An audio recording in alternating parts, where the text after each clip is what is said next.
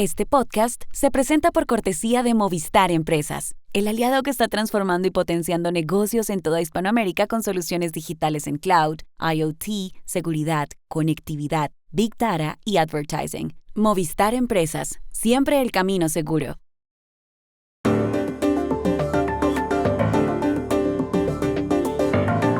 Tras los aranceles generales decretados por Trump, ¿cómo calificar la reacción ayer y cómo entender la ley que él invocó? Hoy los detalles.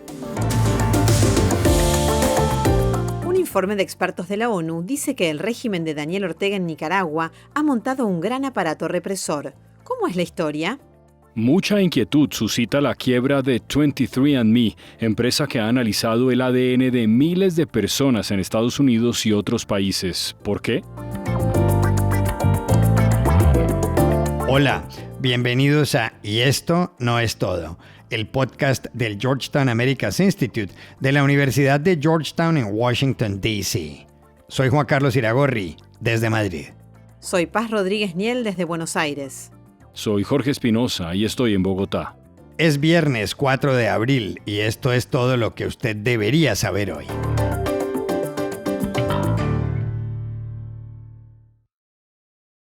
Las reacciones en distintas partes del mundo y también en Estados Unidos no se hicieron esperar ayer, luego de que el miércoles el presidente Donald Trump anunciara en uno de los jardines de la Casa Blanca una guerra arancelaria global.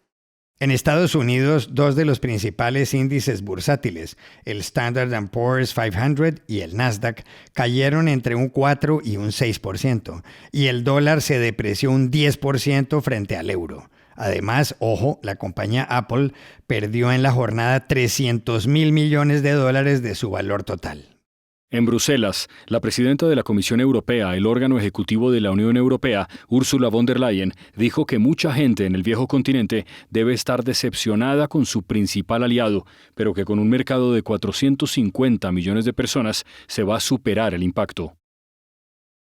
I know that many of you feel let down by our oldest ally.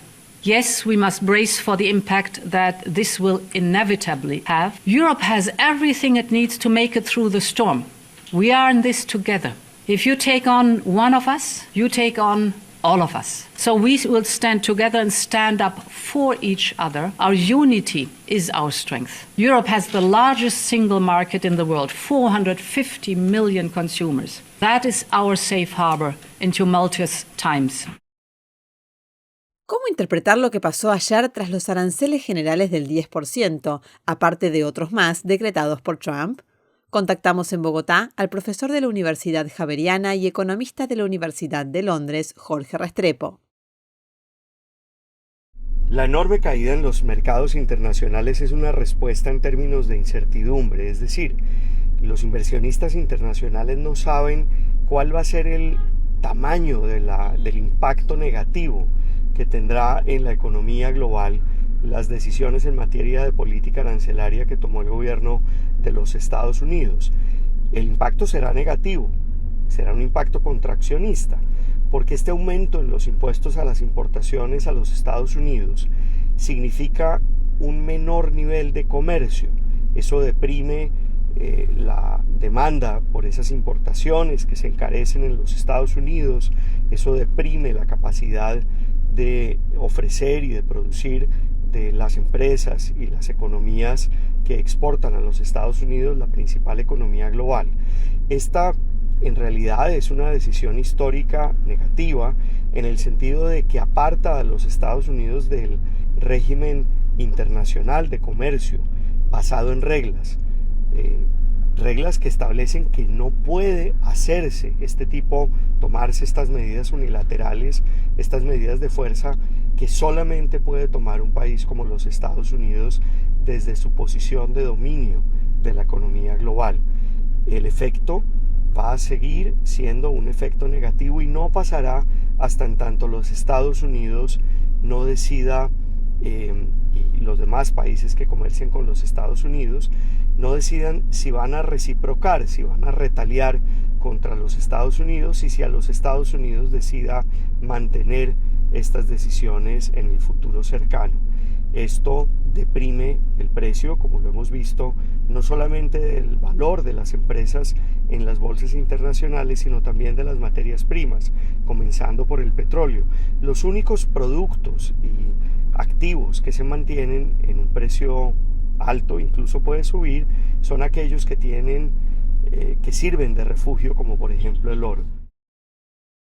Otro asunto llamativo de los aranceles de Trump, más allá de los tratados de libre comercio suscritos por Estados Unidos, es que han sido decretados con base en una ley especial. ¿Cómo es la historia? Llamamos ayer en Washington, D.C. a nuestra compañera, la periodista Dori Toribio. Juan Carlos, aquí la clave de esta nueva ronda de aranceles con los que Donald Trump declara la guerra comercial al mundo entero es que los impone asegurando que hay una emergencia nacional en Estados Unidos e invocando la Ley de Poderes Económicos de Emergencia Internacional, que data de 1977 y que ningún presidente ha utilizado antes para imponer aranceles, ni siquiera Trump en su primer mandato. Entonces utilizó para sus aranceles la Ley de Expansión Comercial, sección 232, una vía habitual para estos asuntos comerciales. Pero esta vez va mucho más allá. La Ley de Poderes Económicos de Emergencia se creó para expandir el poder ejecutivo en tiempos de crisis, autorizando a los presidentes a regular el comercio internacional durante una emergencia declarada para hacer frente a la existencia de una amenaza inusual y extraordinaria, dice exactamente el texto. Trump ya usó esa ley hace unas semanas para poner sobre la mesa aranceles a México y Canadá por el tráfico de drogas o cuando amenazó a Colombia por oponerse a las deportaciones de migrantes. Pero ahora estamos hablando de una magnitud muy diferente, mucho mayor, que cambia el orden económico mundial que conocíamos hasta ahora. Trump ha anunciado una combinación de aranceles con una tarifa universal base del 10% para todos, por un lado, más lo que él llama aranceles recíprocos con descuento para una larga lista de países con porcentajes variables ajustados caso por caso, incluyendo a grandes aliados y socios comerciales. Y es una subida de tal magnitud que si todo eso entra en vigor y no hay excepciones, Bloomberg calcula que la tasa media de aranceles de Estados Unidos aumentaría hasta el 23% del 2,3% registrado el año pasado. Es decir, esa sería la subida de aranceles más grande y más rápida en casi un siglo desde 1930, cuando el Congreso de Washington aprobó la ley Smoot-Hawley, con medidas altamente proteccionistas entonces para subir los aranceles. Pero aquello fue en el marco de la Gran Depresión y la época de entreguerras, y se aprobó por el Congreso de Estados Unidos. Ahora este es un escenario completamente diferente, con el presidente Trump anunciando medidas de esta magnitud con efectos no vistos en casi 100 años de manera unilateral e invocando una ley que da a un mandatario un enorme poder para hacer y deshacer asuntos comerciales de inmediato sin consultar con el poder legislativo. En la proclamación de la Casa Blanca, Trump asegura que el déficit comercial actual constituye una emergencia nacional y que los aranceles estarán en vigor hasta que él mismo considere que esa amenaza haya terminado. Por lo tanto, todo depende de su única voluntad. Por esta razón, el diario The Wall Street Journal publicó un editorial el mes pasado, cuando Trump amenazó a México y Canadá, diciendo que el presidente está invocando una ley que no le da poder para imponer aranceles, que esos aranceles no son una emergencia y que alguien debería demandarle, dice. El problema es que ese sería un proceso legalmente muy complejo y costoso, y cuando el Poder Ejecutivo pone sobre la mesa argumentos de emergencia, amenaza y seguridad nacional, tradicionalmente es muy difícil que una corte lo detenga, al menos hasta ahora. Claro que esta es una situación sin precedentes una vez más, y lo que pase a partir de ahora es territorio desconocido una vez más.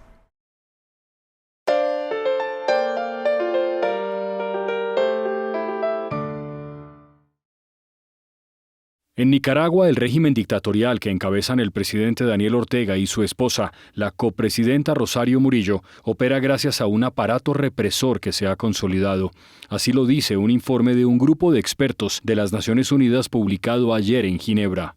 Según el informe, el aparato de represión consta de 54 personas. En la cúspide se encuentran el propio Daniel Ortega, que gobierna con puño de hierro desde 2007, y Rosario Murillo, que acaba de ser nombrada jefa del ejército por una ley aprobada sin un solo voto en contra. Se sospecha que varios miembros del aparato represor fueron responsables de docenas de muertes durante las protestas en 2018 contra la reforma pensional. Pero, ¿qué dice realmente el informe publicado ayer? Hablamos en Roma con el abogado Reed Brody, del equipo de expertos de la ONU. Nuestro último informe revela en Nicaragua una estructura de represión organizada para controlar y reprimir desde arriba hasta el último rincón del país.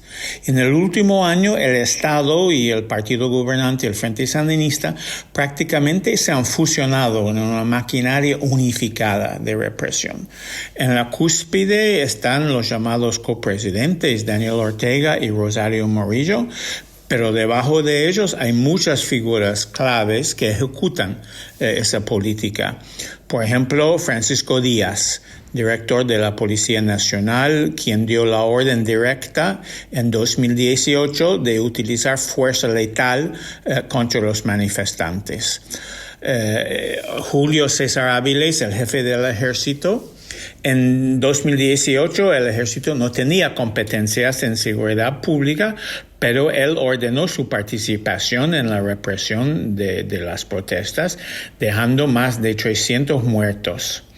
Otro actor fundamental es Néstor Moncada Lau, el asesor presidencial en seguridad e inteligencia, que no solo recopila la información desde su vasta red de vigilancia, sino es el canal directo entre la presidencia y el Poder Judicial para ejecutar detenciones selectivas, fabricar casos contra opositores. Otro actor clave es Fidel Moreno, el secretario de organización del Frente Sandinista y uno de los hombres de mayor confianza de Rosario Murillo. Él dirige la red de secretarios políticos del Frente Sandinista que están presentes en todas las instituciones del Estado.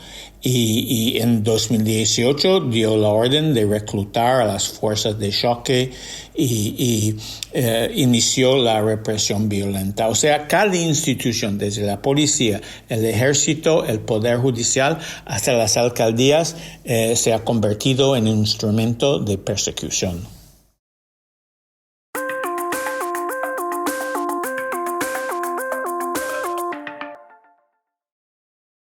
Este podcast se presenta con el apoyo del Grupo Tecnoglass, el poder de la calidad. Diseñamos, fabricamos y comercializamos vidrios, ventanas y fachadas de calidad mundial. Más información en www.tecnoglass.com. A lo largo de esta semana, millones de personas en Estados Unidos y otros países han visto con preocupación que el lunes 23andMe, la compañía californiana que les dio información de su ADN con base en un poco de saliva, se declaró en bancarrota y se puso a buscar quién la compre. Fundada en 2006 al sur de San Francisco, 23andMe fue la primera empresa de análisis genético en Estados Unidos. 15 millones de personas han contratado sus servicios.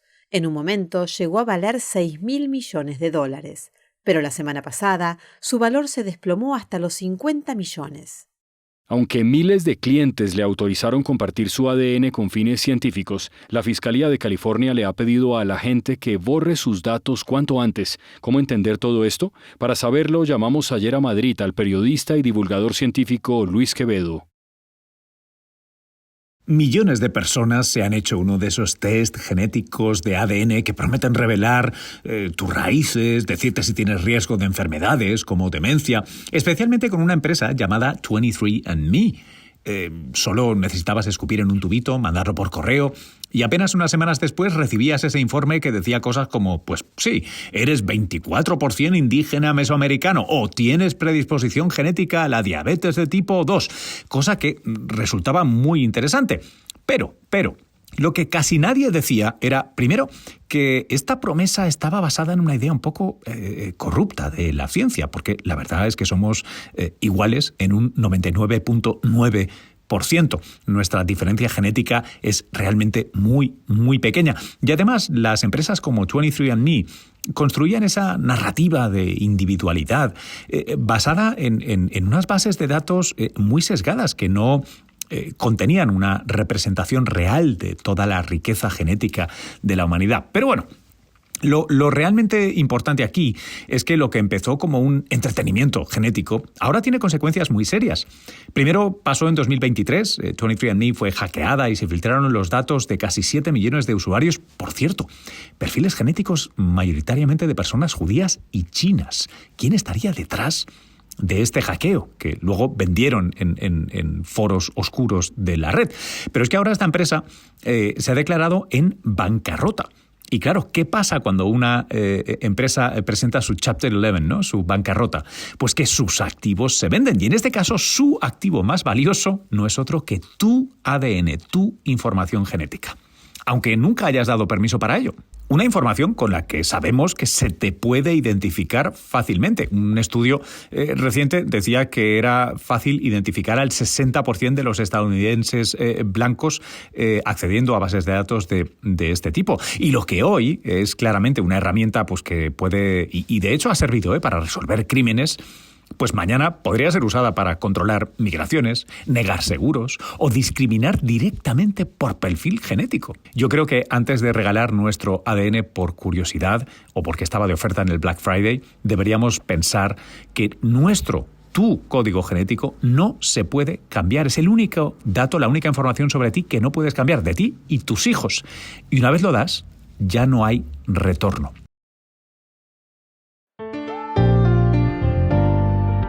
Y estas son otras cosas que usted también debería saber hoy. Hungría anunció ayer que se retira de la Corte Penal Internacional, creada por el Estatuto de Roma de 1998 y cuyo propósito es castigar a quienes cometen delitos de lesa humanidad. La decisión la hizo pública el gobierno del primer ministro Víctor Orbán, justamente el día en que el mandatario recibía a su colega israelí Benjamín Netanyahu, contra quien pesa una orden de captura del alto tribunal por las acciones del ejército de Israel en la Franja de Gaza. Si bien Hungría forma parte de la Unión Europea, el bloque comunitario apoya la Corte Penal Internacional. Aquí en Argentina, el presidente Javier Milei sufrió ayer un duro revés. El Senado de la Nación, después de un año de trámite, le rechazó a los 2 candidatos que había propuesto para ser designados como magistrados de la Corte Suprema. Esto podría abrir un conflicto institucional sin precedentes, porque uno de los rechazados es el abogado Manuel García Mansilla, que está ya en la Corte, porque mientras los senadores estudiaban su nombre, Milei lo designó por decreto hasta fin de año. Ahora la oposición exige la renuncia de García Mansilla, pero el gobierno dice que va a quedarse. Las cervezas mexicanas serán un producto muy afectado por la serie de aranceles anunciados el miércoles en Estados Unidos por el presidente Donald Trump. Marcas como Modelo, Corona y Pacífico constituyen el 85% de las ventas de la potente compañía Constellation Brands, con sede en el estado de Nueva York, y que el año pasado registró ingresos por más de $9.000 millones. En 2023, la Modelo especial superó a la estadounidense Bud Light como la cerveza más popular del país. Y aquí termina Y esto no es todo, donde siempre habrá más. En la producción estuvo John F. Burnett. Pueden suscribirse a este podcast en nuestro sitio web y esto no es todo.georgetown.edu, seguirnos en nuestras cuentas de X y de Instagram, @y esto no es todo, y buscarnos en nuestro canal de YouTube. Gracias por oírnos. Chao. Hasta la próxima.